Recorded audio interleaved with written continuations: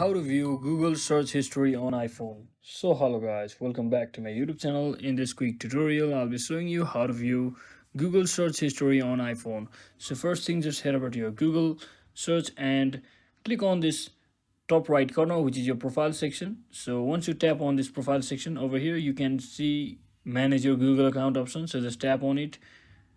So once you tap on it over here, you have to click on this data and privacy option right next to the personal info by scrolling down right side. And once you do that, scroll down until you see this history section, and now you just have to click on this wave and app activity option. So just tap on it.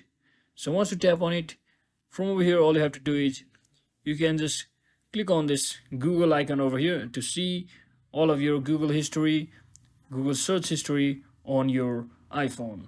So that's it for today guys. I hope this video was helpful. If it was, don't forget to like and subscribe to channel. See you on the next one.